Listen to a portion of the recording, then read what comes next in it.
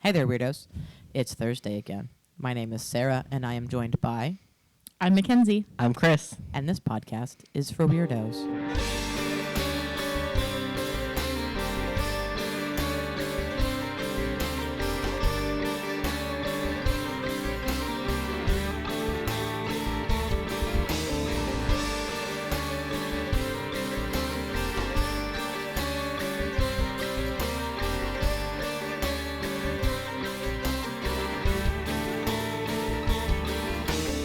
What are we doing today? We are doing something that I probably should have done before the other Bermuda Triangle episode that we did. In that we are doing a Bermuda Triangle, 101. Oh, okay, cool. Hell yeah. We talked about Flight 19 In December. in December.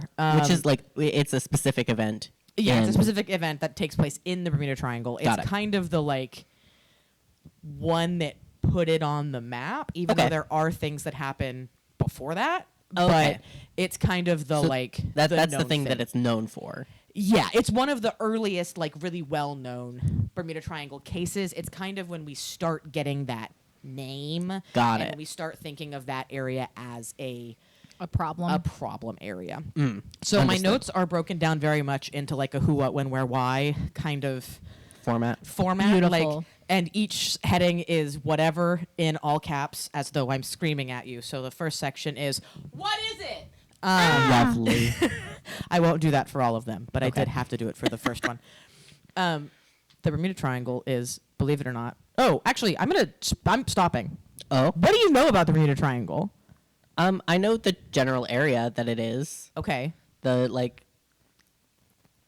think it's the one point is a little bit north of Florida it doesn't touch Florida because it's Cuba, Bermuda, somewhere else. Okay. Yeah. I'll tell you. Okay. What do you know? Is that all you know? Kind of know that that's where it is? I know that that's where it is. I know airplanes go missing there. Yeah. Boats go missing there. Okay. And I do know that generally it is a more dangerous part of the ocean, Yeah. but I do think that it is more of a phenomena that there's more accidents there than really should be. Gotcha. What do you know? I know the general area that it exists in. I know that it's like the quicksand. Everybody knows about the Bermuda Triangle. Right. And that You're going to get got by it. You're going to get got by the Bermuda Triangle. I know that ship equipment tends to act really wonky. So to plane equipment, that's even people that have survived the triangle. It's equipment doesn't always work exactly the way it's supposed to in that area. From an electromagnetic standpoint, one of my favorite Scooby-Doo movies is the one that happens in the mystery cruise that happens in the Bermuda Triangle, and Yep. they bring the asteroid up, and they say that that's the cause of Right. the activity in the Bermuda Triangle, which is very Scooby-Doo. But I know Right. in the Scooby-Doo movie, they the bad guys, the monsters, if you will, show the Flight 19 planes and other things that have disappeared in the triangle. Yeah, I know that, it's got some real good folklore behind it. From an oral tradition standpoint, it's not going anywhere, and it's probably perpetuated because of this really strong mythos. mythos around it. Because it truly was as a second grader, you're I can't ever go on a plane that's going to fly anywhere near it because I will never come back and nobody's ever going to see me again. And that's so scary. Much like quicksand was supposed to be a much larger problem in my life than it has ever been. And being on fire. And some Acid rain. Acid rain. And ball lightning. And some man in a trench coat coming to show me his trench coat full of drugs. Right. Yeah. It's one of those It's things. one of those things that's it was supposed to happen to you. be a horrible, horrible thing that everybody experiences, and yet, here I am, almost 27 years old, and not one. No of those quicksand. things Have you flown are a over it? problem. Huh? Have you flown over it? Have you been on a boat in it?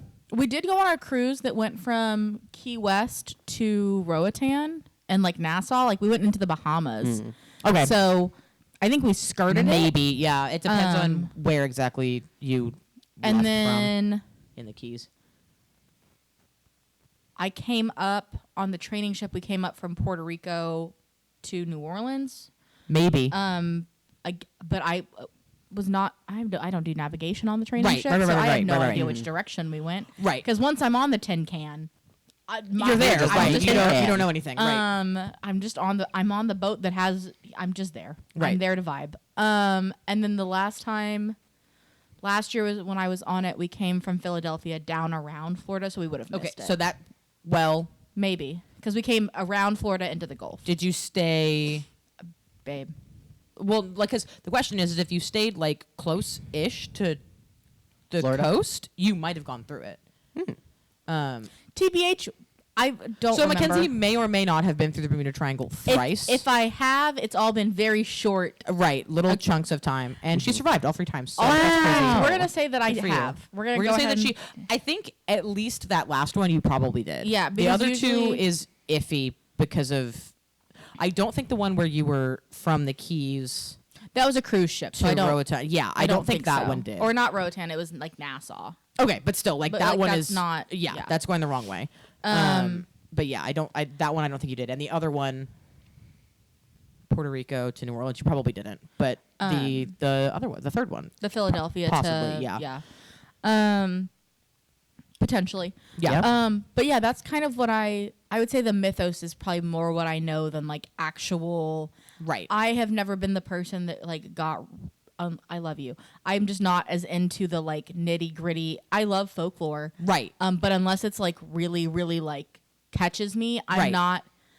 I don't have the brain power to go digging for every thing that it could possibly be. Which is or- why I'm doing this episode. I know. Yeah. I know.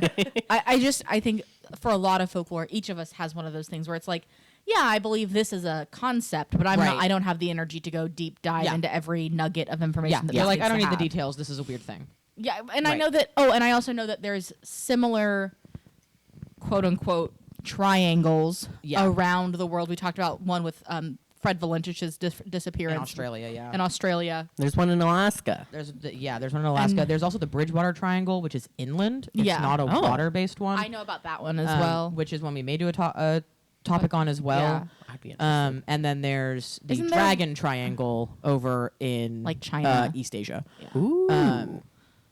So, what is it? Tell me. The Bermuda Triangle is a triangular region of the western Atlantic Ocean on the eastern coast of the United States that covers roughly 500,000 square miles. That's so much larger than I thought it was. Right. And experiences an unfortunate amount of ship and plane incidences, as well as strange and paranormal occurrences. It has also been called the Devil's Triangle and the Hoodoo Sea. Are 2 of the names Sea. for it. Right. We have the most boring name as like the name. Where does it get called the Hoodoo Sea?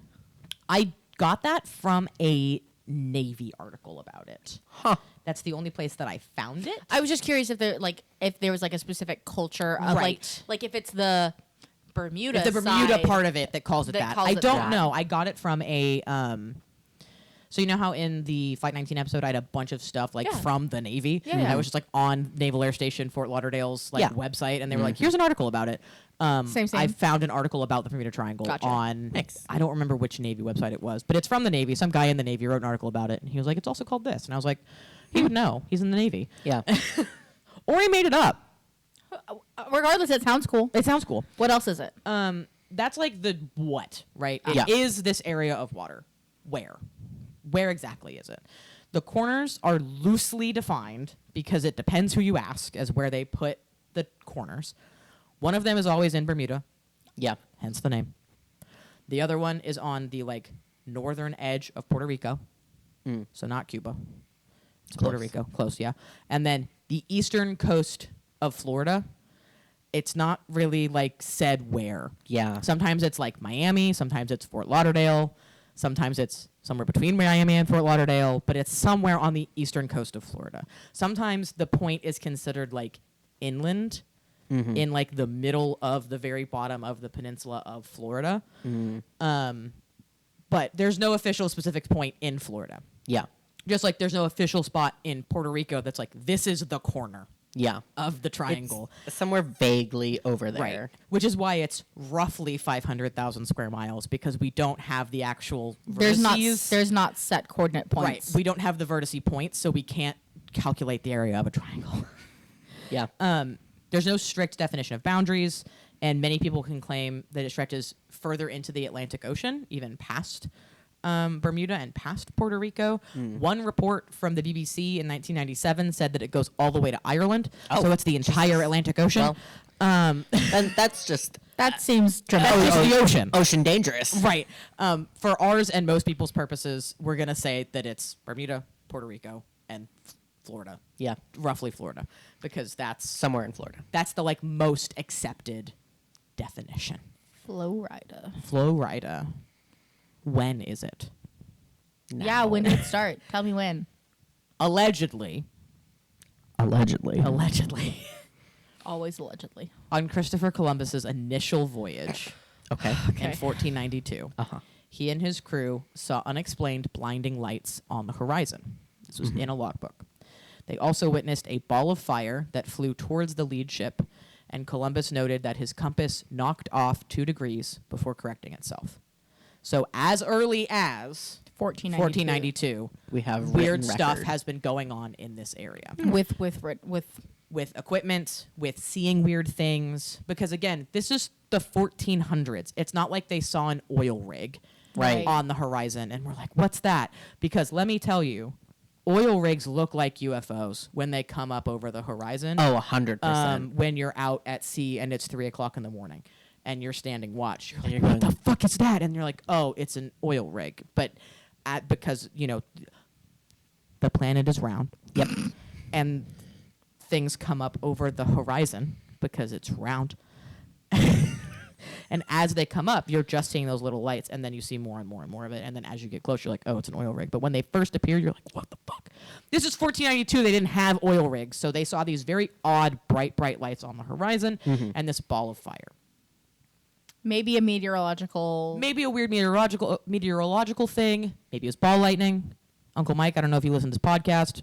Maybe it's ball lightning. So as early as 1492. That's crazy. But we have more information from like the 19th century. Right. Yeah. As That tracks. the earliest, because we have more stuff that survives from the 19th Yeah, it was like- century Right, than and we we have just- from the 1400s. And we I was just like, have we more were notes. lucky that we have some of Columbus's records from Right. the 1490s. Right. A And it lot was- of the early logs are gone. Right. And it's like, say what you will, but thank God he kept a log.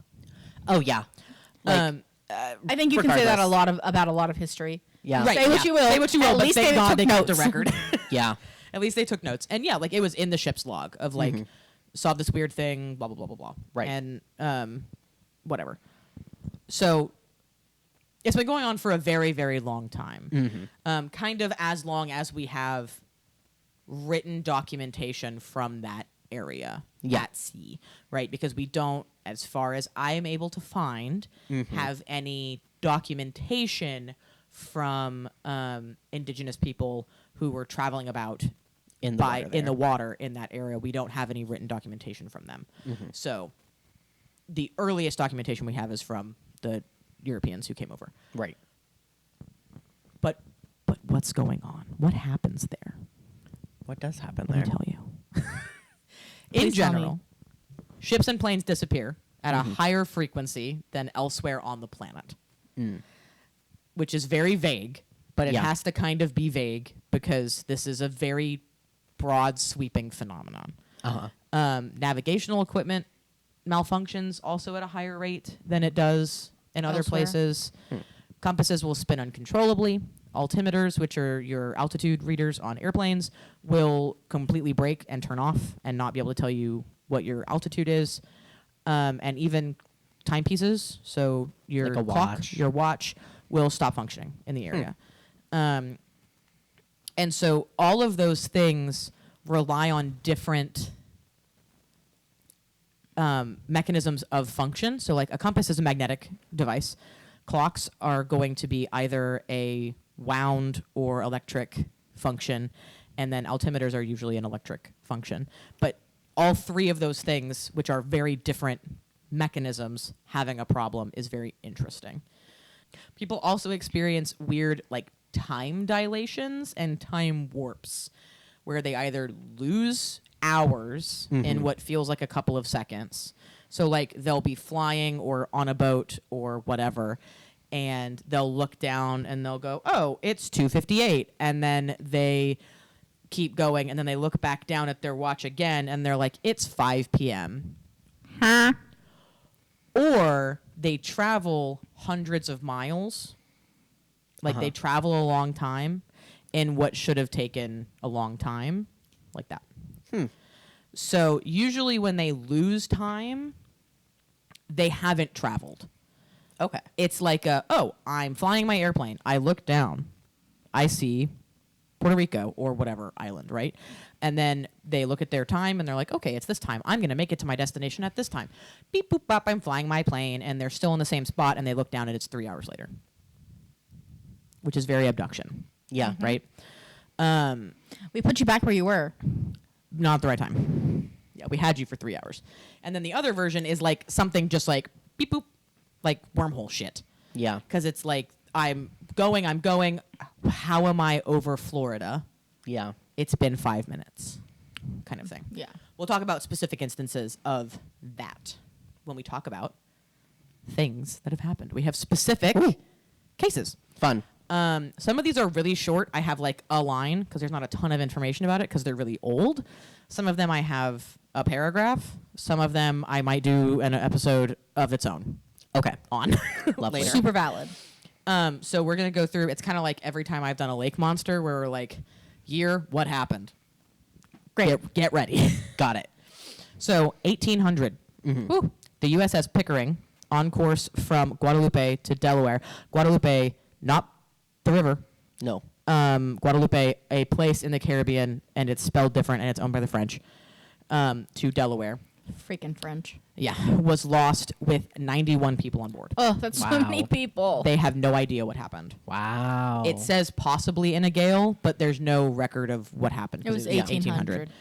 1814, the USS Wasp. Last known position was in the Caribbean, lost with 140 people on It board. just keeps getting more and more people. Don't worry, the next one is less. Okay. 19. We haven't 18? jumped 100 years. 1824. The USS Wildcat on course from Cuba to Tompkins Island, lost with 14 people on board. Wow.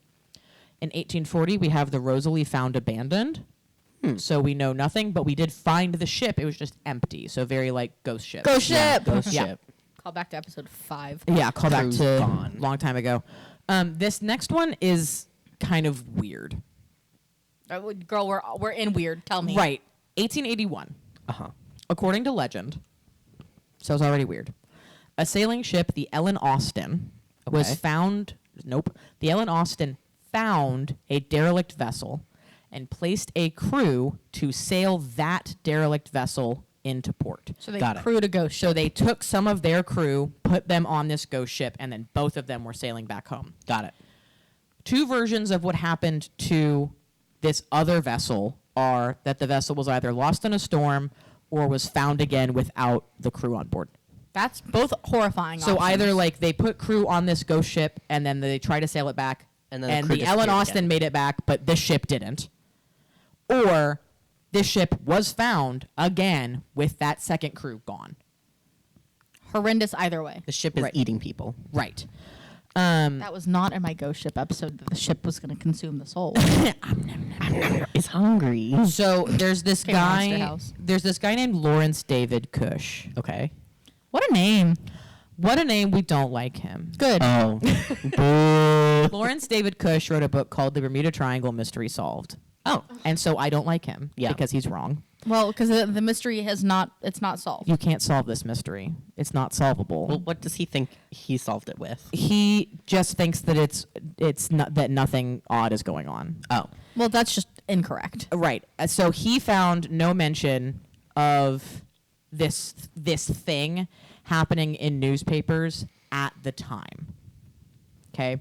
So he like goes back to old 1880 newspapers and is looking for reference of this ship, the Ellen Austin. He's looking for reference of this other Vessel. because that would be something that would be in the newspaper, Right. even if it's just, oh, the Ellen Austin came into port with whatever cargo, like that would Exactly. be in the paper. Right. And he couldn't find any references in the 1800s. However, he did find the like quote origin of this legend in a book by a man named Rupert Gould, maybe Gold, it's Gould, Yeah, it's gold. called The Stargazer Talks, which I want to find. That was published in 1943. So he talks about this legend in this book of his. Yeah. The Ellen Austin did exist. Okay. You can find records of it in the like London, like the Lloyd's shipwright, or ship, like shipping Shipyard. manifest, shipyard records. Yeah. So it does exist. It was built in 1854, and that in 1880 was when it was renamed to the Ellen Austin because it was called the Meta originally, which is really funny to me. There are no casualty listings for the vessel, so you would think that if these people who were on this crew had been put on this other boat and then gone missing, because they were the crew of the Ellen Austin, they would be listed in its casualties. Yeah. But there are no casualties listed. So Well, maybe they didn't list them as casualties because they were like, well, we They're just we don't missing. know. Yeah. Right. we They're don't know if they're missing. dead or not. So it's very much like this guy is like, well, I couldn't find any evidence of it. Well, So it that means sounds- it didn't happen. It sounds like he doesn't know how to do research. And it's like, well, the boat existed.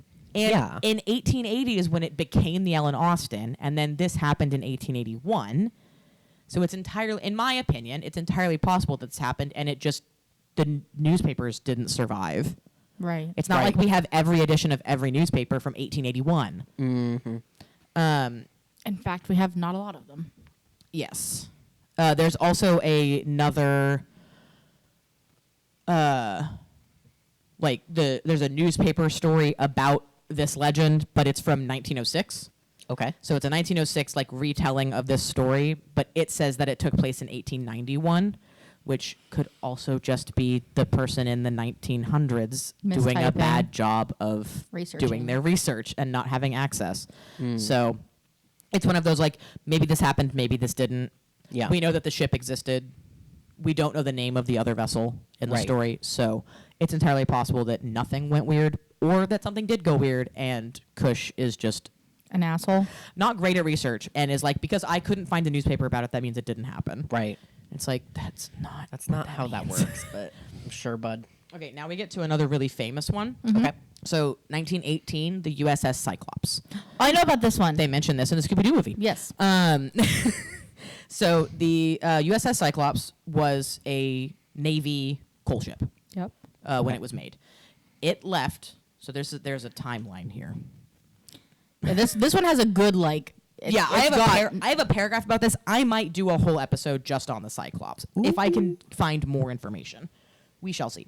So it left Barbados on March 4th and was lost with all 306 crew and passengers en route to Baltimore, Maryland. Wow. The ship left from Rio de Janeiro on the 16th of February in 1918 and entered Salvador on the 20th of February, so 4 days later. 2 days after that, so 22nd. yep, she departed for Baltimore, Maryland with no scheduled stops, carrying manganese ore. And then made an unscheduled stop in Barbados Correct. 2 days later So the ship was thought to be overloaded or 8 days later. when she left Brazil, as her maximum capacity was 8,000 long tons, which in non-ship talk is like 8,100 tons, like regular tons. Before leaving port, the commander had submitted a report that the starboard engine had a cracked cylinder and was not operative. So they were running on one engine. This Rough. report was confirmed by a survey board, which recommended, however, that the ship be returned to the United States anyway. So it was like, make the trip, you'll make it, you'll be fine with the one engine, Yeah, you'll just do get fine. home. Get home. She made an unscheduled stop in Barbados because the water level was over the plimsoll line, indicating that she was overloaded. So for people listening that are not boat people, all boats that carry stuff, actually all boats, have a thing on the side that is called the plimsoll line. That mark is a circle with a line and then lines and little marks. You can Google what that looks like if you didn't see what I just drew with my hands. Maybe we'll put a picture of one on the Instagram with this episode. It's usually painted in a very off color from very whatever. high contrast color. So, to like, the if your vessel is a gray or a black hole, it's going to be white.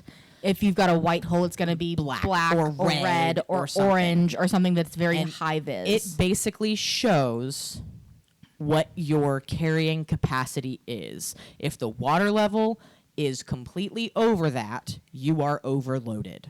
Is basically what that means. So it's for the ballast of your vessel. It's to make sure your boat doesn't fucking sink because you put too much shit on it. Mm-hmm.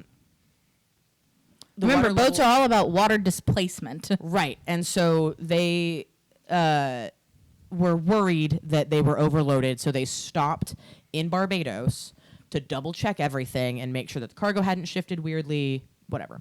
So this was from the 22nd, and they stopped in Barbados March. I don't have what day they stopped in Barbados. But they they left again on the 4th. Between February 22nd and March 4th, they stopped in Barbados. Okay. Investigations proved that they had been loaded correctly and the cargo was secured properly. Good. So maybe it was just rough seas. yeah, something was being weird, but they were cleared to leave. Mm-hmm. So they set out for Baltimore on March 4th and was rumored to have been sighted on March 9th by another ship, the Amolco, near Virginia. But the captain of that ship, the captain of the Amolco, denies this. He's like, we didn't see the Cyclops. I don't know what they're talking about. Because if they had made it up to Virginia, they would have been out of the triangle at that point. By a lot. By a lot.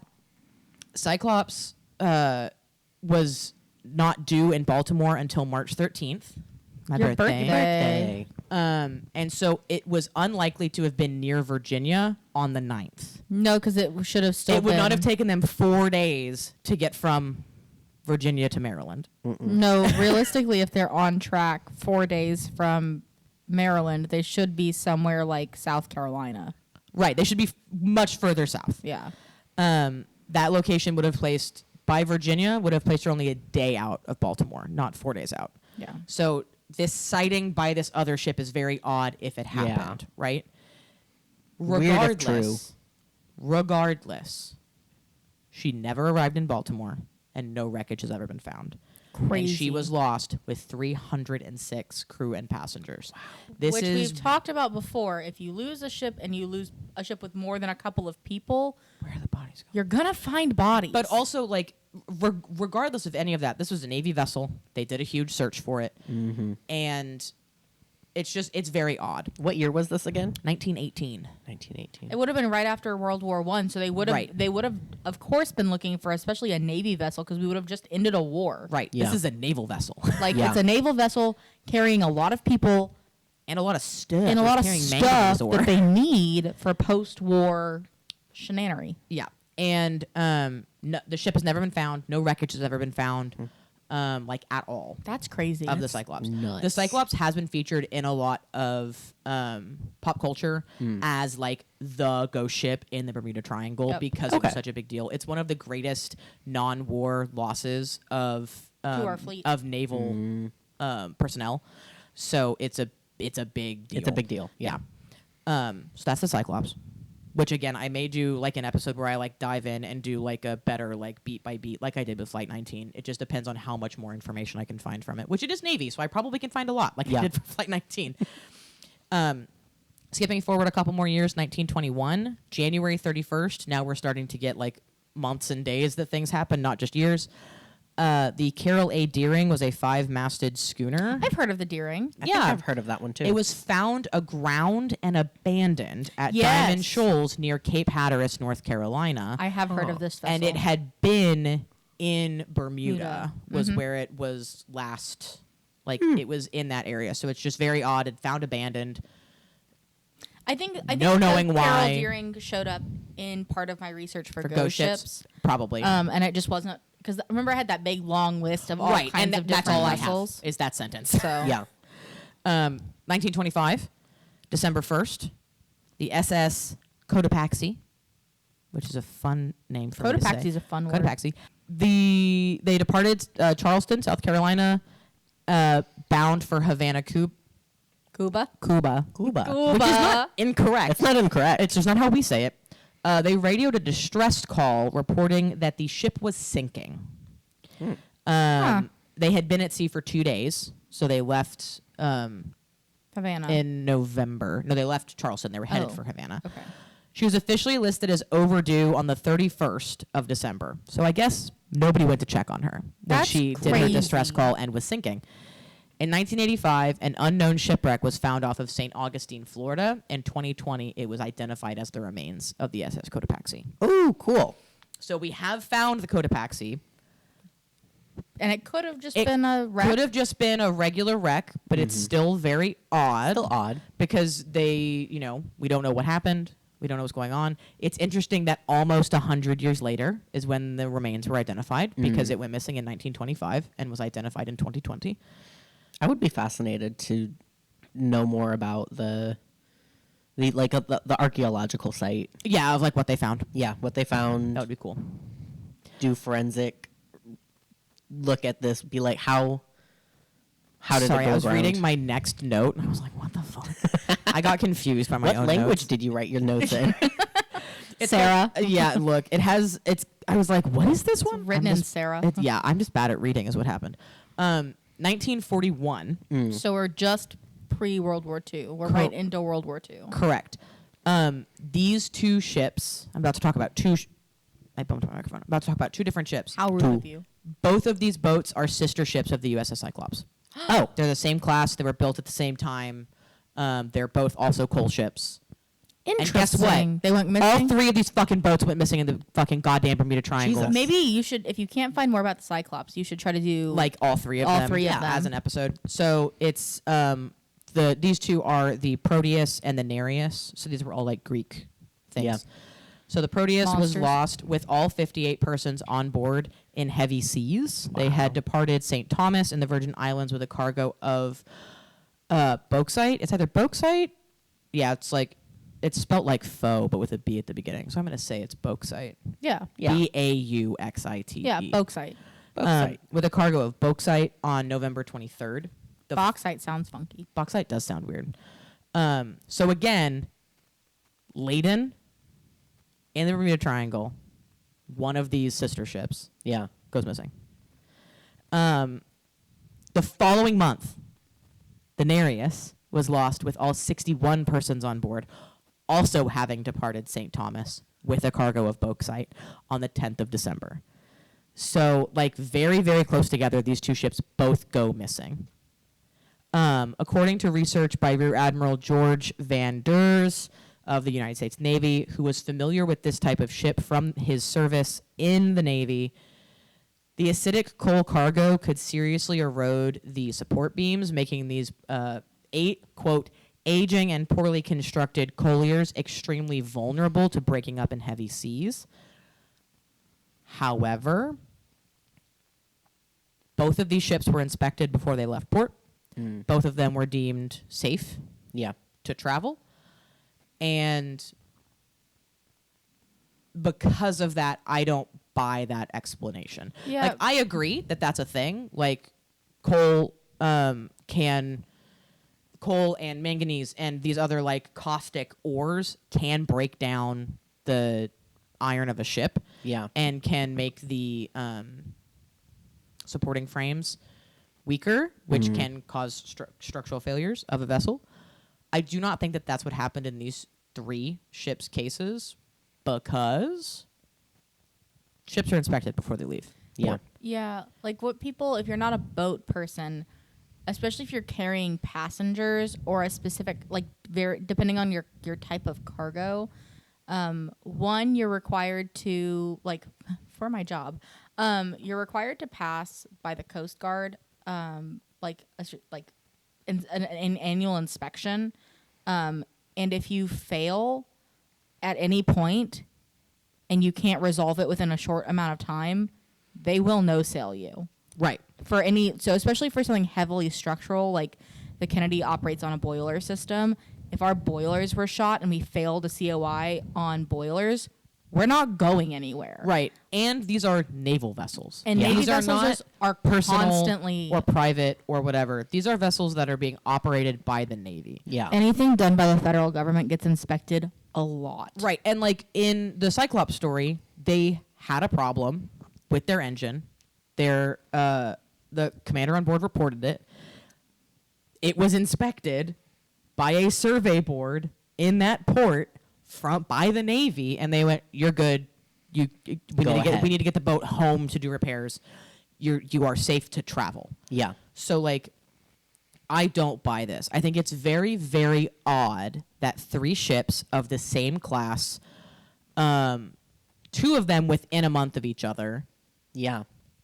It's fascinating. go missing in this same area. 2 of them also leaving from the same port. Mm-hmm.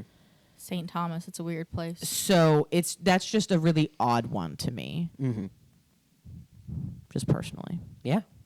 And now we have 1945, July 10th, Thomas Arthur Garner of the Navy, along with 11 other crew members, were lost at sea in a Navy PBM patrol seaplane. What? Yeah. In the Bermuda Triangle. They left Naval Air Station, Banana River, Florida, at 7:07 p.m. on July 9th, 1945, for a radar training flight to Great Exuma, Bahamas. Their last radio position report was sent at 1:16 a.m., July 10th, 1945, with, I'm not going to read you their exact latitude, longitude. I have it. We can talk about it later. They were near Providence Island, and after that positioning report, they were never heard from again. Huh. That's An extensive 10-day surface and air search, including a carrier sweep, found nothing. that's real. It's bananagrams. That is only 5 months before Flight 19. I was like, this feels very Flight 19. 5 months before Flight 19. It's a training mission. Another training mission from an airbase in Florida goes To- missing. That's really crazy. And You were talking, and I was like, it feels. if I remember correctly, Mm-hmm. one of the PBMs that goes to look for the Was Flight it the 19 same? boys It was the same. from Banana River. Huh. Because And it also went that's missing. the one that got lost. If I'm remembering correctly, which I could be incorrect on that. Rewatch Flight 19. let us Rewatch know. Flight 19. I don't have my notes on my computer. Because there is another PBM that goes missing. Because one of them Looking gets for found. Flight 19. Right? One of the PBMs gets found. No, it didn't get found. They found an oil slick that they assumed was from the PBM because another vessel, like a boat, saw an explosion, and they assume that it was the PBM because apparently PBMs are known for just like catching on fire. Yeah. And so they think that it caught on fire and the air crashed, and the explosion was the fire hitting the water, was what this guy saw. Because I they see. did find an oil slick in the area where this guy saw a thing. So like the PBM maybe crashed there, but we have no, we've We have never no found it, so wreckage, we don't right. we don't know. Got it. That's all we Yeah. have. So yeah, like it's very odd that another one of these PBMs, patrol planes, Yeah. goes missing doing a training mission. From a similar area. A similar area in Florida, another airbase, and then that same airbase. If it's not the PBM that went missing, Banana River did send a plane to help look for Flight 19. Right. So anyway, very odd. Fascinating. Merely 5 months before Flight 19, this happens, and I had never heard of this until doing this research. Okay, Bermuda girly. Because Flight 19 overshadows everything from That's that time true. period. Yeah. So now, then, December of 1945 is when Flight 19 happens. Right. Go listen to the Flight 19 episode. I think it's like 21. Yeah, something like that. It's in the Sure. 20s. Yeah. I could look it up. I'm not going to. Yeah, go listen to that episode. It's great. It's from December 9th, December 5th. It's right around December of yeah. 2024. Yeah. Find it there. Yeah, it's around the anniversary. So then 1947, in July, a Douglas C-54 crashed off the Florida coast after the pilot lost control and turbulence, which is incredibly fucking rare. Yeah. Like, you don't- I don't know if you've ever heard a pilot on your regular plane say a plane has never gone down from turbulence. Apparently they're lying. One has. One has, and it was this one, and it was in the Bermuda Triangle, so was it just turbulence? Probably not. Probably not. I'm gonna Because, I mean, with- skip a couple of these that I don't have a ton of info about. with what I know about turbulence, it's like, well, that's just the jello moving. And so you're not going to lose control Right. of your plane with the whole jello moving. Right. It's very odd. In 1958, a 43-foot racing yawl, which is a type of boat, was lost with the owner, Harvey Conover, and 4 others aboard between Wow. Key West and Miami. Y'all. Yawl. YAWL. Yeah. Yep. The only trace found was the boat that was attached to the boat. So the little boat, the 14-foot skiff that Yeah. went along with the big boat.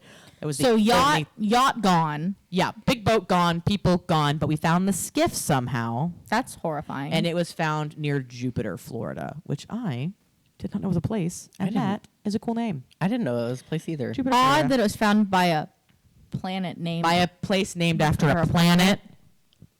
Aliens. Aliens. 1967, December 22nd. Miami hotel owner and yachtsman Dan Burak set out on his cabin cruiser Witchcraft with a priest named Patrick Horgan. That is the best sentence I've ever said. I need a moment. Hotel owner Hold and on. yachtsman Owns yacht. named Witchcraft. Hell yeah. And he was set out with a priest named Patrick Patrick. Horgan. Horgan? Horgan. HORGAN. Yep, Morgan with an H. Fuck yeah, dude. That's my band's name from high school.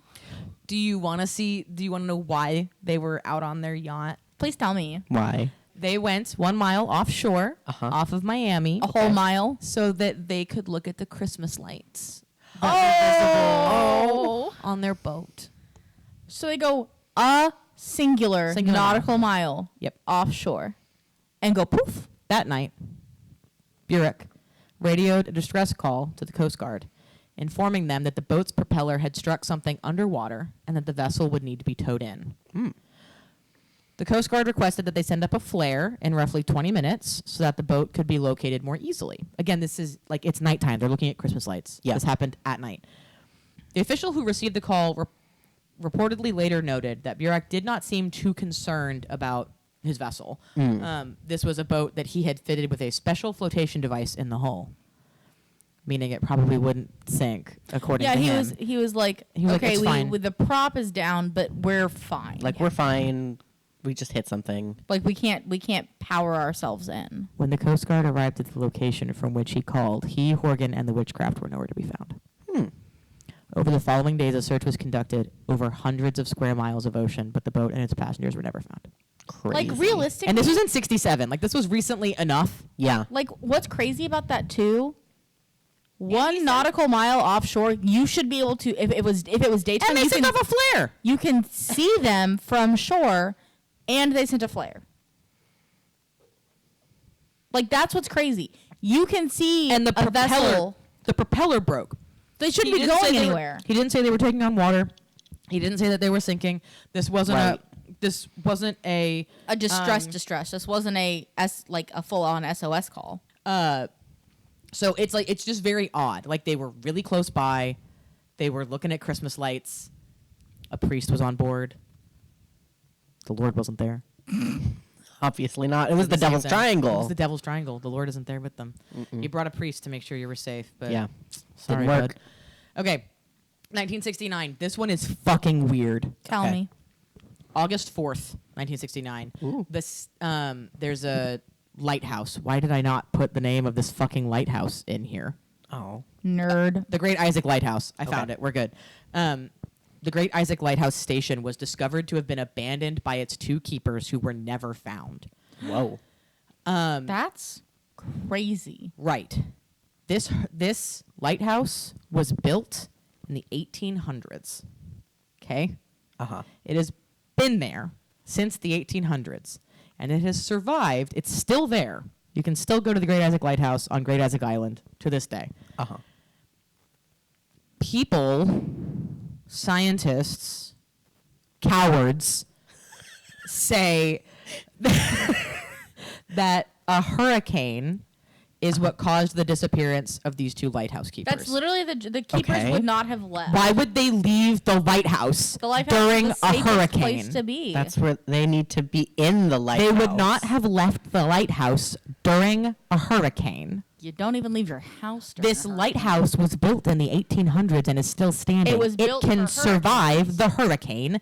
Why would they be not in the lighthouse during a hurricane? Unless they saw something that was on the shore and they thought they could get. You know what I mean? Like, unless Right. there was an emergency that pulled them away from the lighthouse. Which there is no record of anything happening to call them away from the lighthouse. They just went missing. Like, because for people that have never been to a lighthouse before, they also keep logbooks.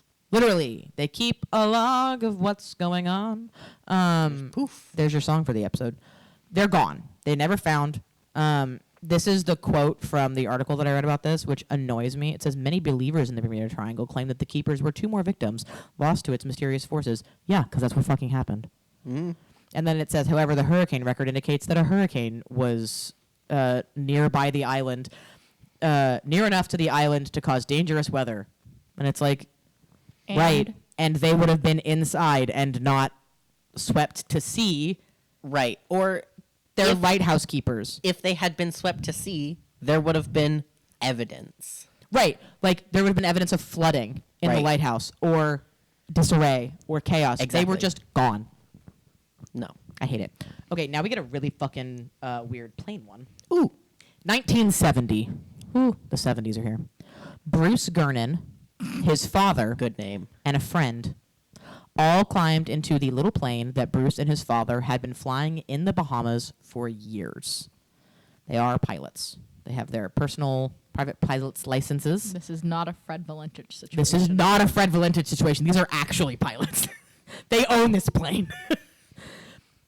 This would be their first run-in with the Triangle. They've been flying in the Bahamas for a very long time. Uh-huh. They planned to fly from Andros Town in Andros Island Mhm. to the, is it Bimini or Bimini? Bimini. Okay. Good job, guys. To the Bimini Islands and then to an airfield north of Miami. So it was going to be Boop, boop. Andros, Bimini, Miami. Got A it. little north of Miami. Shortly after takeoff, around 3 p.m., Mhm. the men found themselves surrounded by storm clouds when it was supposed to be clear weather. I have heard this phenomena of like just a random weather change. Right. Weather is very odd in this area, which it's coastal. It's like Coastal weird weather is wonkus It's a anyway. weird area because of like the ocean kind of meeting with the Gulf and the Caribbean. Like it's a very weird area Yeah. meteorologically anyway. But so they're surrounded by these storm clouds. Bruce attempts to like circumnavigate the storm to get over it, under it, around it, but he couldn't find a way around it that wouldn't overly deplete their fuel. Like it would not have been safe for him to get out of the storm. Right. After a few minutes, he saw an opening with what looked like clear sky in front of him. So he put the plane at Full speed. I tried to say pull power instead of full power, through what he describes as a tunnel. Okay. Inside the tunnel, the clouds began to swirl around them and spiral towards the end of the tunnel. A portal. Yeah. Bruce describes the tunnel as about 10 miles long, and it should have taken him... They made it. What? They made it. They made it, meaning they make it out? They alive? This is him telling the story. Exactly. Yeah, they're alive. They bananas. make it through this. Okay, keep I going. watched an interview with this man. Keep going. I want to hear more. The tunnel was about 10 miles long and should have taken Gernon around 3 minutes to traverse. Okay. However, he was only in the tunnel for about 20 seconds. While in the tunnel, ground control informed them that their plane could not be picked up on radar. Oh. And Gernon noticed that all of the navigational equipment on the plane was malfunctioning. Huh. Shortly after exiting the tunnel, Gernon is surrounded by a strange fog, which dissipates, and ground control informs him they have once again picked him up on radar. At the same moment, Gernon realized he was now flying directly over Miami. He had traveled 100 miles in 3 minutes. That's His plane would have had to have been going 1,918 miles per hour, when in reality, his plane can only fly 200. crazy. Time warp. Anyway, so this is a very like weird one because we can talk to this man. Yeah. So like cloud Swirly tunnel. So Swirly cloud tunnel. Storm. Storm? In storm cloud. Yeah. See sky in front. Go towards sky front. Tunnel now. Swirl. Swirly. Fog. Out of cloud. Fog. Fog go away. Miami. And they leave. They did not make their landing In in Bimini. Bimini. They just skipped Bimini. They skipped Bimini and made it straight to Miami. That's which is Which they shouldn't have physically had the gas impossible. for. They should not have had the gas for. That's why they were stopping. Right. for more fuel. Was to get more fuel.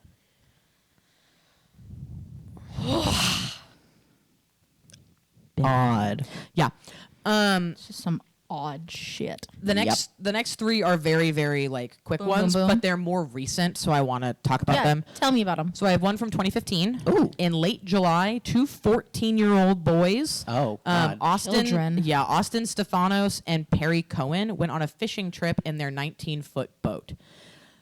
No adult. No adult. It was Damn. the two of them going Okay. fishing. Despite the Hate that. 15,000 square nautical mile wide search by the Coast Guard, their boat, nope, they were never found again. Their boat was found a year later off the coast of Bermuda. Was it okay? It doesn't say. I think their boat was like, it was like a John boat probably. It was not a very big boat. No, I 19 know. I'm foot just boat. wondering. I'm just wondering, like how. Oh, if there was damage on the boat, how damaged the vessel yeah, but was. they found the boat off of Bermuda, but the boys were never seen again. You know what I mean? Like if Yeah. the That's boat crazy. Yeah. if the boat has made it to Bermuda and it's been a year, there Right. should be some kind of damage on it. But if it was wrecked, there would be different damage. Right. And I don't know where they were from. I don't know if they were in Bermuda. Okay. If they were in Florida. That was Like, gonna be my I question. don't have the information of where they were from. Got it. I I was like, where did they leave from? Because I didn't remember. That's all I have. 2017, Turkish Airlines flight TK-183 was forced to change direction from Havana, Cuba to Washington Dulles Airport after some mechanical and electrical problems occurred over the triangle. So very odd, like a commercial flight Yeah. having to redirect out of the triangle. That's crazy. And then also in 2017, the private aircraft was at 24,000 feet when it vanished from radar and radio contact with air traffic controllers. Wreckage of what was assumed to be this plane was found later, though. But it's not confirmed. Not with this confirmed plane. that it was that one, Yeah. but it's a similar type of aircraft in the area where they expected, but I don't think they found anything with like a serial number on it to be able to identify it. So that one is just it. People always ask whenever, not our listeners, but it's a common thread of like, why don't we hear about it happening anymore? And it's like, it's still going on. It's just not reported the same way. Right. Yeah. And there's also so many other big shit happening. Right. There's so much other stuff going on that it's like the Bermuda Triangle kind of takes a back seat. You you went It shouldn't. stuff, and it made me kind of happy. Okay. So that's the what happens. Crazy. Now we're going to talk about theories Okay. of the why. Tell me Yeah. about your theories. So what's going to get weird here is I'm going to have to flip between my notes and a PowerPoint I made in college. Perfect. Yes. Because I didn't put all of the information. Are you doing like debunk theories or like spooky theories or all of the above? all of the above? So Okay. the first couple ones are going to be explanations from scientists, Okay. which I will be proving wrong. And then I will What a talk about thesis. right. And then I will be talking about fun, spooky theories, and then we'll kind of end with a wrap up of what I think is going on. Okay. So the first theory is I just wanted to know when to be appropriately upset. right. So the first two are science, are sciencey theories. That Okay. I have the stuff to back up why these are not what is happening. Okay. In the Bermuda Triangle. Tell me. So the first one that kind of became popular in like the 90s is that there are these methane deposits underneath the seabed. That is a known thing. Yeah. We have maps from the USGS, the United States Geological Survey, showing where these deposits are. And the theory is that a release of this methane deposit, of this methane gas, into the ocean would create, as the bubbles of methane rise to the surface, a far less dense water and methane solution, which would make boats sink. Yeah. Suddenly, because either the water is just less dense and boats have very, very specific displacement based on water, or, you know, like when you put a cup underwater and then you pull the bubbles up, if there's anything where that bubble hits, it's going to go under the surface for a minute. Yeah. Or like when divers aerate a pool, so they break the surface tension of the water, right? That bubble bursting through the surface can pop and cause a boat to sink. However, okay, that is a theory that exists. Yeah. And there is a large methane deposit underneath this area of the world. Okay. So a lot of people in the 90s, when these like methane deposits became known and the USGS kind of like released this information about this, they were like, oh, that's what causes ships to sink in the Bermuda Triangle. What about the planes, bud? Planes don't. What sink about the methane. planes? Methane gas popping out of the water doesn't sink planes. But that's not even the basis of my disproving of this. One, there are equally large known methane deposits in other higher trafficked areas of the ocean And that- nobody sinks there. and that do not have this level of activity of this kind. Okay. For example, I did a project when I was in college on the hotspot of where the most piracy happens in the world, and that is in the Gulf of Guinea, which is off the coast, the west coast of Africa. There is one of these giant methane deposits under that area as well. The reason that there's so much piracy there is that there is so much shipping there. This does not happen there. Ships go missing because they've been taken by pirates. Not like we don't have this level of odd disappearance in that area, which is a higher trafficked area than the Bermuda Triangle is. Huh. So why is the methane theory still pervasive? Yeah. Because people love a theory. The other thing is the USGS has also done studies. There has not been a sizable release of methane in the Bermuda Triangle in over 15,000 years. Okay. Great. So it can't be that. Yeah. Unless little leaks are causing big boats to disappear. I have a map from the USGS of where all these methane deposits are, and we'll put it on Instagram and Facebook as one of the things. Now we're going to talk about a thing that I brought up in the other episode, and Chris made a very fun face and went, huh? The what? The who And now? those are the clouds, right? the hexagonal cloud structures. Yeah. So I have pictures that I can show you guys. Okay. Do you of wanna- this? So hexagonal cloud structures. Uh-huh. So the first picture is just of clouds. The second one has the like hexagons marked off in red. It hasn't It come hasn't through come yet. through yet. Oh, On Discord? yeah. Did it send? I haven't gotten a notification, and I get. Oh, they're still uploading. I was like, I get pinged directly for that server. You know, not every server do I get direct pings It's whenever sending. it goes through, but that one, there they go. Okay. So the first one that doesn't have any red on it is just showing vague cloud shapes, and the second one is like marked out showing you the cloud shapes. So I'm so sorry if that was in the microphone. You're good. So these hexagonal clouds are a phenomena that occurs in the Bermuda Triangle. They also occur elsewhere. Everything about these clouds meteorologically is alleged, right? We have it's been hard to study them. They're an odd occurrence. It's a cloud formation. It's a cloud It's hard to formation. study. Dr. Steve Miller at the University of Colorado makes a good point that you do not normally see clouds with straight edges. That's And true. most of the time, the clouds are random in their distribution. But clouds like these ones have been seen over the Bermuda Triangle on many occasions, and scientists such as Miller believe that these clouds could be the cause of the events that take place within the triangle because of weird meteorological phenomena that takes place beneath these clouds. Okay. Can I ask a question? And if you're going to go over it later, you can Yes. tell me to shove off. Yep. Has anybody done a ley line look at the ocean floor? I have not talked. I did not look into ley lines. And I don't know if there's anything I don't talk about it. So I don't know. We can move this bit around if we need to. But like since you've been going over it, both like when you're talking, because we're talking about variety of equipment that goes wonkus, or, you know, ships carrying specific, not everyone, but like specific ores. Right. if there are ley lines or other electromagnetic like Weirdness. shit going on, it would affect. EMF does affect Right. plane equipment. Right. It does affect compasses. Right. And manganese and other ores like that what is the word I'm looking for? Refined. Yes. Can emits a Right. radiation of some kind. Right. Because everything does. Because everything does. So I'm just with the like straight line cloud structure, Which is odd. Which is odd.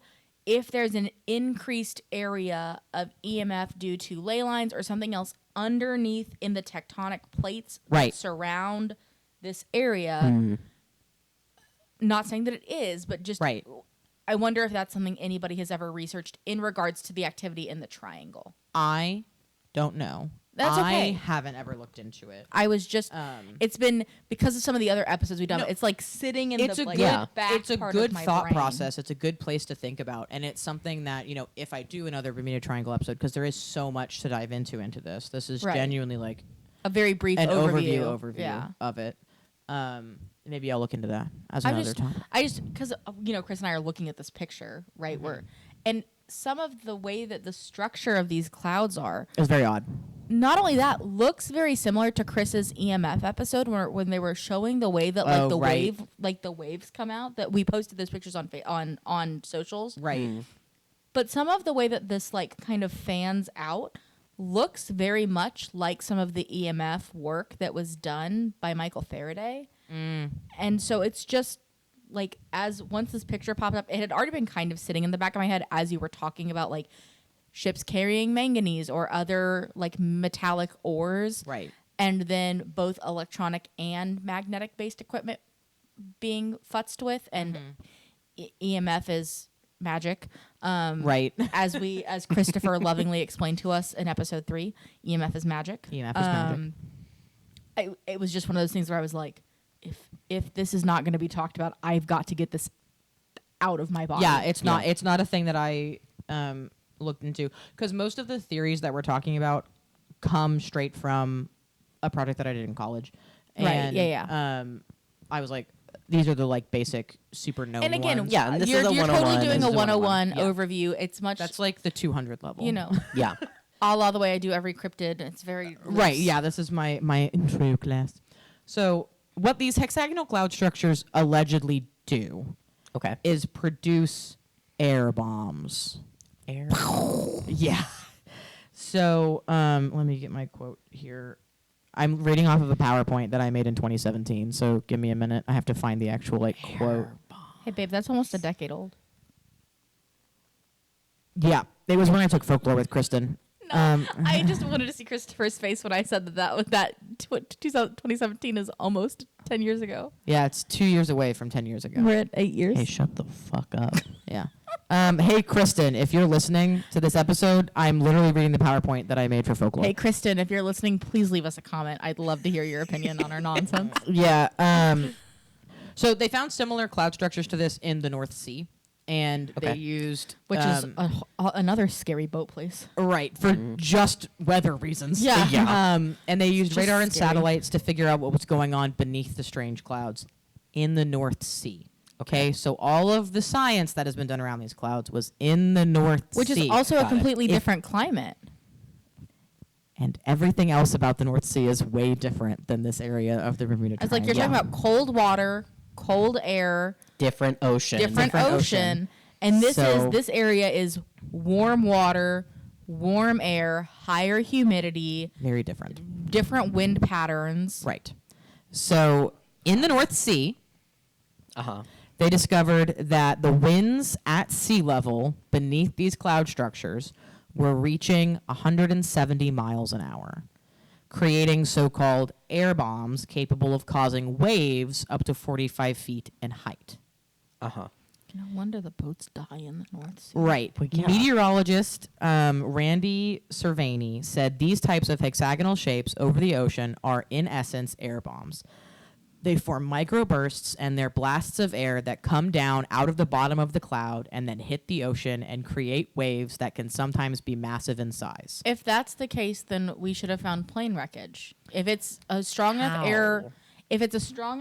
air force, That's all that the meteorologist had to say. wrong. Okay, well, Tell me why it's wrong, please. Disproving the hexagonal cloud theory. cloud. Crowd. This testing was done in the North Sea. Check. Period. These also don't explain the cause of the high winds. They're just like, this correlation does not equal causation. Yeah. Right? True. Like, there is no evidence that the clouds caused this phenomena of these high winds and these high waves. Yeah. We just know that when these clouds are happening, so is this, because that's when we did the testing. Yeah. And I mean, it could also be the other way around. When was the testing done on the North Sea? Before 2017. Okay. I don't have the year. Oh, okay. No, I was just curious if it was like a, are we talking about data that was collected in the 70s? Are we talking about data It's fairly recently. Okay. Okay. But that was what I was pre 2017. No, that's fine. I was just curious as like, where in the timeline does this fall? I can look at what my sources are and see what they're it's from. Okay. I truly was just curious because sometimes these theories linger, but it's based off of evidence done a long time ago, 50 years ago, and you're like, Yeah. why are we even still looking at this without revisiting the experiment? Like the methane theory, where it's like this came out in the 90s and we've disproven it because there hasn't been a release in 15,000 years. Right. So all these tests were done in the North Sea, not in the Bermuda Triangle.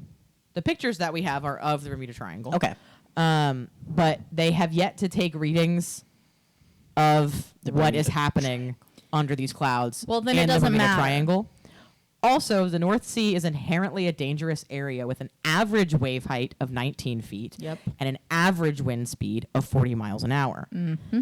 While that's not close to these high readings from the testing, they are considerably higher than the average of the Bermuda Triangle, which has an average wave height of less than 10 feet, meaning hard to measure, and an average wind speed of 10 miles an hour. Yeah, I was like the Bermuda, that area, for the most part, is pretty calm seas. You're really only gonna have It's an ocean. I mean, it's an ocean, but I'm saying if you're in a big boat like a naval vessel, Right. or Unless there's something happening like weather-wise, a storm, it's chill. it's pretty blue water, and it's just a vibe. Like you're just kind of putzing through it, and you can usually go pretty quick because there's not a lot of like the current is going with. There's not a lot of extra pushback on you, Right. Especially if you are going with the wind, like you're getting that push, and the wind isn't super high, Right. So like that's ridiculous. Like I'm like this is not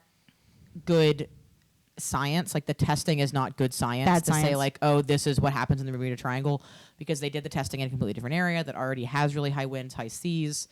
There's no evidence that that phenomenon is caused by those clouds. It feels very much like a reach to me. Science, good. This science, It's bad science. Not good. Yeah. science as a concept. I Good. think it's reasonable to wonder, be like, what is? Is a similar thing happening with these clouds in the Bermuda Triangle, but like maybe scaled back to a more reasonable, not 170 miles an hour But I also air bomb. I also don't know that the like testing that was done is necessarily verifiable, because they haven't done the same tests under different conditions. Yeah. They haven't seen, oh, does sometimes that just happen there? Unrelated to these clouds? Like, is it... They haven't done a control. They haven't done a is it the cloud's fault test. Right. So just because this weird thing is happening while these clouds are there does not necessarily mean that the clouds are causing the weird thing to happen. Mm-hmm. So the next theory is super boring. Okay. And it's just there's nothing weird going on. Ships and planes go missing No. everywhere. There's not any more happening here than there are elsewhere in the world. Boo. And that's just not true. And I don't like that one. I don't like it. Right. So I disregard. we're gonna disregard it, but we have to talk about it for a second. So the don't basis have to. of this is the idea that like because it has books written about it, because it has all of this prestige, all of this notoriety, all of this mythos about it, that we hear about things that happen in the triangle that are super explainable more than we hear about them in other areas. And so it's not actually more going on in this area. We just hear about more of them. Right. And it's like, okay. It's because we've primed ourselves. Right. However, if you just look at statistics, that's not true. Right. So that's that theory. We're done. Thank you. We're done with that theory. Now on to fun ones. Hell yeah. Are you ready for a fun theory? I'm ready for a fun theory. Atlantis. Ah, I don't like it. Put it back. a la asteroid. Too late, Atlantis. I don't want that one. The worms have been opened. We're talking about Atlantis. So, we don't know where Atlantis was, if it existed at all. Period. Like, we don't actually know, right? Plato wrote about it in 360 BCE. When he wrote about it, it had been gone for a long time. Yeah. So we do not know if it existed, which I'm not claiming that it did. We do not know where it was. Right. You know, we have like kind of vague descriptions about where it was. So what if, may chance, it's in the Bermuda Triangle? Sure. I guess. Some evidence. Are the mer people stirring shit up? I mean, The Atlanteans? the Atlanteans. It's mer people farting. More people farting. That's the methane. Yeah. Oh no, the scientific theory was right, but only because of mermaids. Mermaid So, farts. we have some like weird things allegedly Allegedly. in the Bermuda Triangle. Okay. There's a crystal pyramid Fuck No. off. on the seafloor. I don't want that one either. Too late. This Put is it part away. of the Atlantis theory. The crazies are going to come in the comments. It was left over. I want them to. Okay, Indiana. Tell me about your crystal I'm pyramid. listening. There's a crystal pyramid at the bottom of the Bermuda Triangle, allegedly. Okay. That was allegedly Okay, Emperor Chris. left there from Atlantis. Got it. I have an artistic rendering of it. It's Oh. just a photograph of the Pyramid of Giza with a water filter over it. I'm almost positive. It's a pyramid, but it's green. I love it. Incredible. Iconic. So if we tinfoil had it, Okay. and we're talking about Atlantis existing, Yep. right? We have all this stuff that's like allegedly there's this crystal pyramid. Allegedly Atlantis was this super advanced society that had all of these relics and yada yada, and they powered their shit on crystals. If you've watched Atlantis, Disney's The Lost Atlantis. Empire, they used crystals to power all their stuff. So maybe this crystal pyramid is like the source of Sure. power, right? And maybe that's what's sinking stuff. Is there's this weird Power city source. down there that has a weird power source, Yeah. right? The weirdest thing about this that makes me go like, ugh, I don't think that Atlantis is in the Bermuda Triangle. I want that to be clear. This is just fun to think about. Okay. I don't think that Atlantis is in the Bermuda Triangle. However, Okay. the Bimini Road Okay. / the Bimini Wall. Do you know what this is? No. I don't remember. I know the words. Underwater, off, like a ways off the coast of Oh, I Bimini, do know this. there are these stones Yeah. that look like a paved road. But they're Yeah. completely underwater. They're completely underwater. There's no record of there having been an island there that something happened. Like, it's not Port Royal, right? Right. Which we know sunk. Yeah. The more modern day actual Atlantis. But there's this weird structure that was found in the 1900s. Or no, just kidding. I'm an idiot. It was predicted by the famous psychic Edgar Cayce that this would have been found. So in the early 1900s, he's like, you're going to find weird evidence in the Atlantic of a civilization that was underwater. And then in the 60s, we find this road. Okay. And Chris is having a bad time. look, I don't care.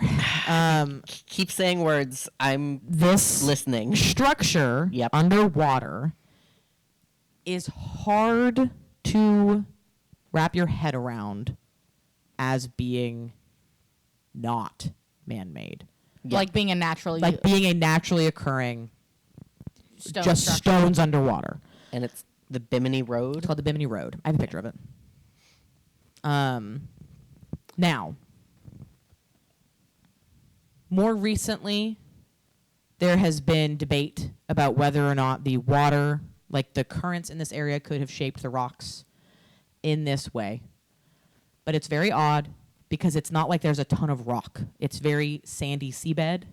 You guys looking at pictures? I am looking at pictures. Okay. So this is the road that is like one of the things that is an actual found thing. We don't have evidence that it's man-made, but it's very straight edges are hard to find in nature.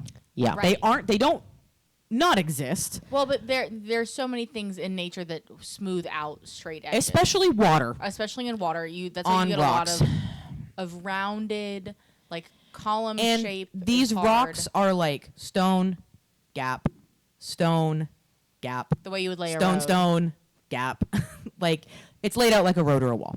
So a lot of people are like, oh, this is a road in Atlantis, right? I don't think that, but I do think it's very odd that under the Bermuda Triangle we have this weird structure. As an aside, if you've never Googled the Port Royal like archaeological site, You should look up. do that. It's really cool. So that's the Atlantis theory. Is like Atlantis is under the Bermuda Triangle and causing all this shit to happen. And there is weird shit under the surface, like on the seabed, that's like it's not Atlantis. Mm-hmm. But why is there a road? Yeah. That again, I'm not saying it's man-made. As an archaeologist, I'm not saying it's man-made. We have no evidence that it's man-made. We have no evidence that people were there. However, It's an odd thing to find. it's odd. Especially that it has been there that long and has not degraded further Yeah. from that shape and structure. Whereas most things that are naturally occurring like that underwater don't stay that way Right. They get eroded. or crunched. Right. Now, everyone's favorite, aliens. Aliens. I'm on board with aliens, Aliens. way Fine. more than... It's aliens. I'm not on board. I don't think it's Atlantis. Right, but It still. has to be aliens. It's aliens. We're gonna again go back to Chrissy Nope. Columbia. Chrissy C. Was seeing ufological shit. Right? Lights He's in the sky. blinding lights on the horizon and a ball of fire. That's very like classic UFO stuff. Yeah. And that's like our first It's the first thing thing that's ever that we found, have yeah. recorded in the Bermuda Triangle is that the Cyclops going missing is very UFO-y because nothing was ever found. 306 people were lost. The plane that got the time loss is such a common abduction, or time distortion is such a common abduction experience. Yeah. I may include this. So I had a video in my original PowerPoint about this topic about the USS Cyclops that has a bunch of theories about what happened to the Cyclops, one of which being a giant octopus sinking her. The Kraken? And I said, unless that octopus happens to be Cthulhu and came from space, I don't think that was the culprit. Crazy. So that's a fucking thing. So because of the oddness of the disappearances of most of these things, where it's like, oh, this ship disappeared and we never found it again. Period. Or this ship disappeared and we found it again floating with nobody on board. Or we found an empty boat, put some of our crew on it, and then it was found again with nobody on board. Yeah. It's very alien abduction. Yeah. Same thing with the missing time, right? And like the weird shit that happened to Bruce Gernon. That's very alien abduction kind of stuff. Yeah. Flight 19 being like, I don't know where we are, Alien. is from a flight instructor who knew what he was doing and had a lot of flight mileage. We delved very deep into what we thought was going on with Flight 19 in that episode. And one of the things that we came up with was like a portal or alien abduction or those kinds of things, like common in the common thread in ufological cases of alien abduction cases is this idea of the aliens putting you back close but not quite. Yeah. And that's either timeline-wise, location-wise, or something else. Like in the Paranormal Ranger episode, he had an instance where he woke up and all of his clothes were on inside out. Yeah. Yeah. And Clothes backwards, inside out. and whatever. that's like very alien of like, oh, we put your clothes back on. You won't notice. You won't notice. And it's they're like- back on. They're inside But out. like, there's also, especially with Flight 19, it's like we can still hear you on the radio.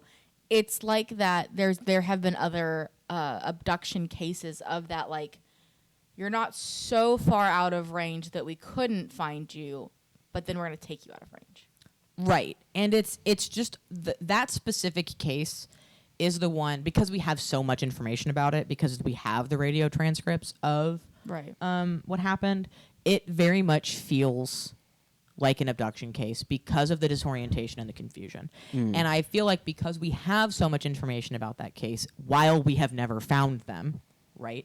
Like, I don't know if the end of that is they were abducted and have not been returned, or they were abducted somewhere in the middle of that mission and put back somewhere incorrect and then crashed And then somewhere we've that we never don't know where it is, and we've never found them because we're not looking in the right place.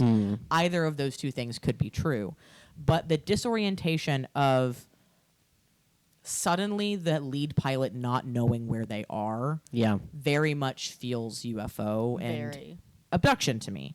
And that's why because we have the most information on that one, I think that is the most prevalent theory for me, is some sort of like supernatural or ufological interference The of some kind. Other thing that's interesting, especially about the stuff that has completely gone missing,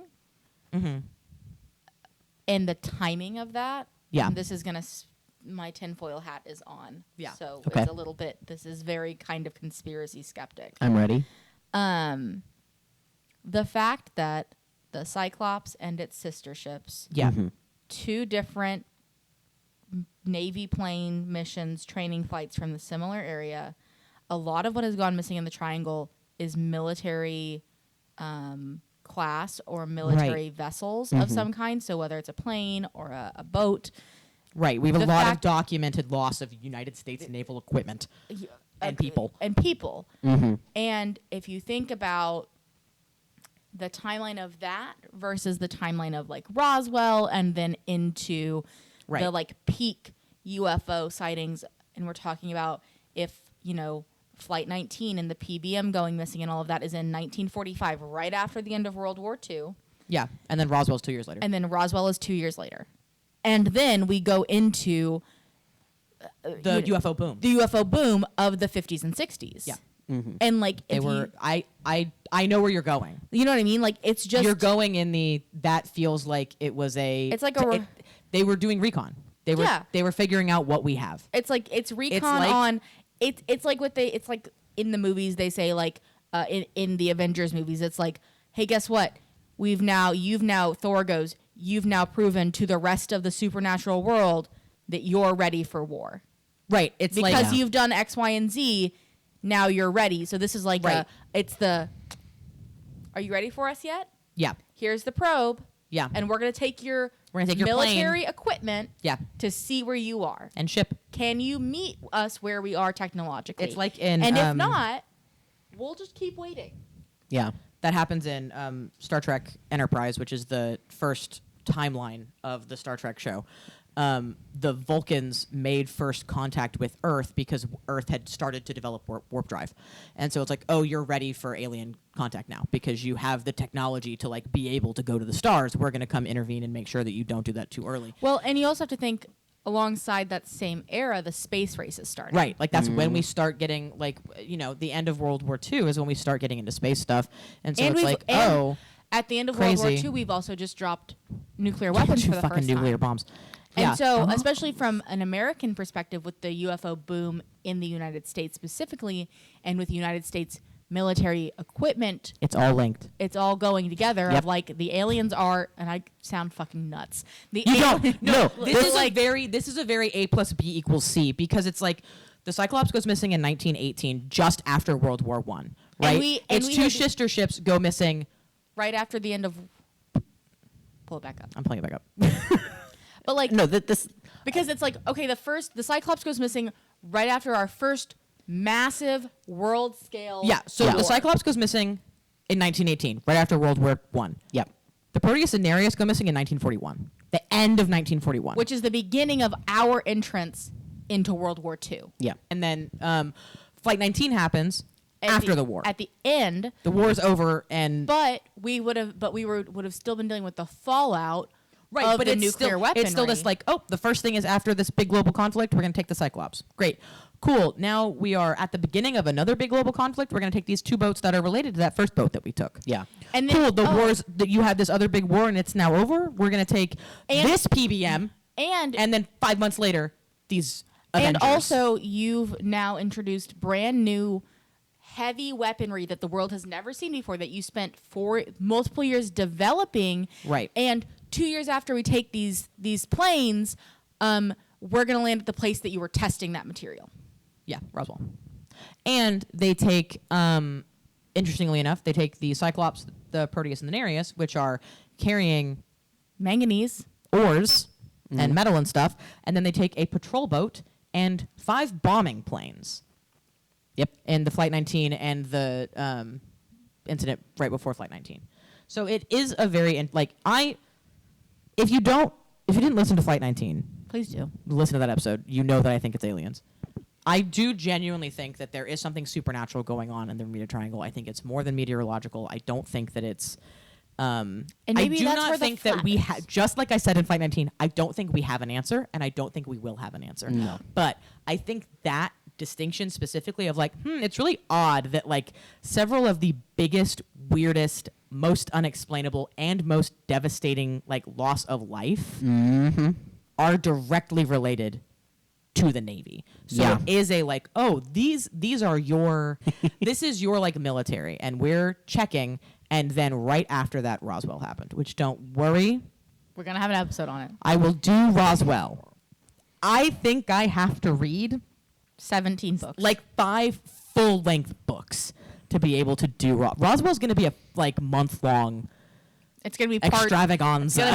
It's gonna be part Hell 1 yeah. through 7 of Yeah, Roswell. Roswell's just going to be we sit in this room and I talk about Roswell for a whole day. And that's the only thing coming out from that entire retreat. Yeah. I'll do it too. I know you will. Yeah, that's later on my docket. I need to be able to read again. I'm not in a current state to read a book. But the last theory is aliens. So that's where we've gotten to and through is aliens. And that's kind of it. That's yeah. You know who's going to be so mad that there's less of an answer and is going to want more immediately? Andrea. I'm sorry. Sorry, Andrea. I'm sorry there's no answer, but there isn't an answer. Find an answer, and that can be your guest spot on the podcast. Ooh. She has asked. We get to break the news to the world.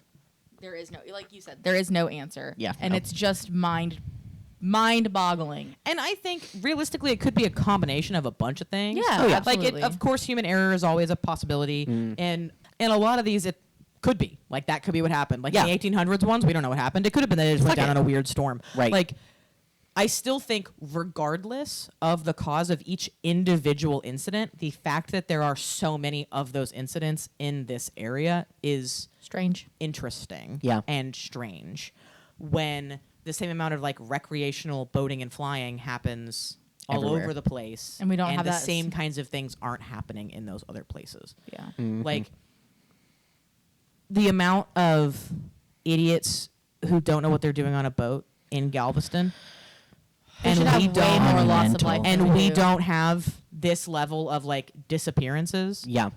Being coastal and knowing what we know about what we being know about the coastal. water and like experience like being as engaged in the coast as we are. Yep. That we don't have the same shit here. Yeah. Nothing nearly as mysterious out in our water. Right. Nothing. On the island, yeah. Oh yeah, that's just weirdness. Off the island, no. No. In the water, No. There's fine. sharks, but they belong there. They live there. they live there. It's just very interesting to me that regardless of the cause of each individual thing, something weird is going on in this Yeah. area. Because even if it is human error, it's like okay, but why what? so much? Right. And I think we could go in circles and circles and circles for We another 3 hours. Like Absolutely. we're gonna just have to like We're gonna have to cut it. eat okay. the lemon and say we don't know what it is and we probably will never know what it is. until Andrea figures it out, so she can be on the show. Right. That's your job, Andrea. But like, or whatever you want. whatever. Like, I think it's gonna be. There's too many weird correlations, but we are also primed for weirdness in such a way that like, right. It's hard to take the hat off. Right. So like, there's no winning. And this, for me specifically, this topic. It's a Roman Empire for you. It is. It very much is my. I every day am like, did another plane go down? Like, what's going on in the Bermuda Triangle? Has anyone checked? Has anyone talked to the Bermuda Triangle recently? Can I call her? I'm married to this chunk of ocean, and absolutely terrified of it. Like when I went on a cruise, I was like, "What way are we going?" And we left out of Galveston, and Mom was like, "South," and I was like, "Great, I'll go." Like a podcast that I listen to is doing Crime Wave at Sea, which is like the true crime cruise, and they go through the Bermuda Triangle. I'm not buying a ticket to that. Absolutely not. I don't want to know what. I want to be abducted by aliens. I know. I'm looking at my camera. Oh, I was like, I'm well aware. I want to be abducted by aliens, space people, but not there. Those ones seem nefarious.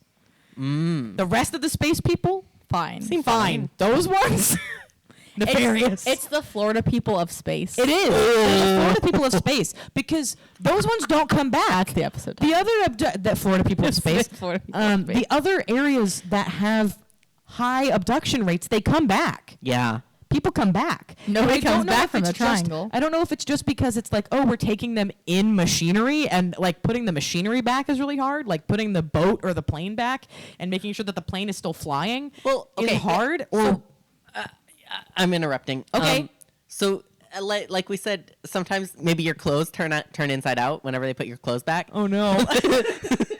The plane's inside out? They put you in the plane back where you belong, and then it's like, ooh, the plane's wrong. The plane's not on, actually. Yeah, the plane's not on. The engine's in the wrong spot. All of your like lug nuts are gone. The plane just falls apart. The plane falls apart midair. Oh my god. We took the parachutes off. Whoops. You have no gas. That's crazy. Yeah, that's You have a no good theory, liquids. though. That's a Yeah, but if that was the case, we'd still find wreckage. We find would probably wreckage. still find records, but I just don't know. Record? Record. It's one of those that I'm like, I think it's aliens, but I think that those aliens are bad guys. Those are the probing aliens, not the just like we took you and we erased what we did. You don't remember what happened. I think that's everything you need to know about like an introduction to the Bermuda Triangle. I think this may have been more in depth than a generic 101, but fine. I can't be stopped. Tune in next week for another topic. Thanks for listening. This podcast is for weirdos. Are you a weirdo?